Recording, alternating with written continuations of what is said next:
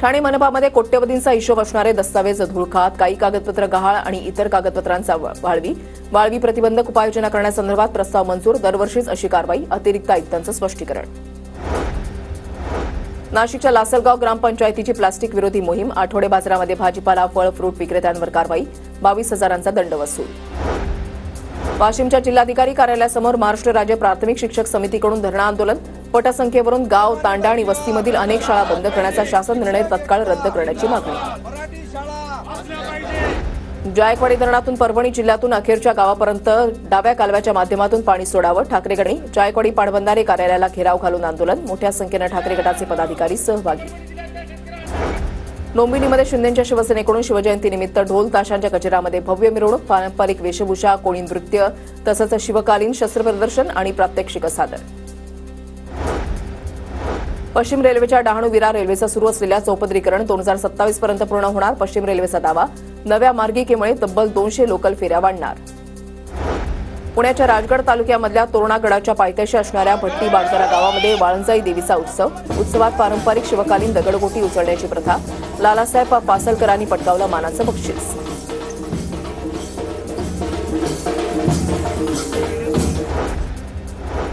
मार्च गुढीपाडव्याला पंतप्रधान मोदी नागपूर दौऱ्यावर. मोदींच्या हस्ते राष्ट्रीय स्वयंसेवक संघ परिवारातील माधव नेत्रालयाच्या नवीन इमारतीचं भूमिपूजन.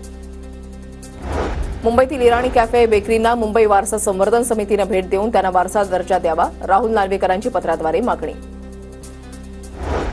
नाशिकमध्ये सिंहस्थ कुंभमेळ्याच्या पार्श्वभूमीवर पोलीस आयुक्तालयामध्ये कक्ष स्थापन. 1 सहाय्यक पोलीस आयुक्त तर 2 पोलीस निरीक्षकांची प्रभारी म्हणून नियुक्ती. नाशिकच्या सिडको परिसरात पाणी टंचाई. प्रशासन दुर्लक्ष करत असल्यानं नागरिक आक्रमक. नळालाच हळदी कुंकू वाहत पुष्पहार अर्पण करून पाण्यासाठी प्रार्थना. वाशिम शहराला पाणीपुरवठा करणाऱ्या एकबुर्जी धरणामध्ये 30% जलसाठा शिल्लक. गतवर्षीच्या तुलनेमध्ये पाणीसाठ्यामध्ये 9%ची घट. वाशिम शहराला 5 ते 8 दिवसाआड पाणीपुरवठा. नाशिकच्या येवला तालुक्यामधल्या नांदूरमध्ये उन्हाचा पारा वाढला. उन्हापासून गायींच्या संरक्षणासाठी फॉगरचा वापर. सोलापुरातील सीनामाडा उपसा जलसिंचन योजनेच्या वॉलमधून गळती. यामुळे चिंचोलीच्या शेतकऱ्यांच्या पिकांचं नुकसान. शेतकऱ्यांकडून ही गळती थांबवण्याची मागणी.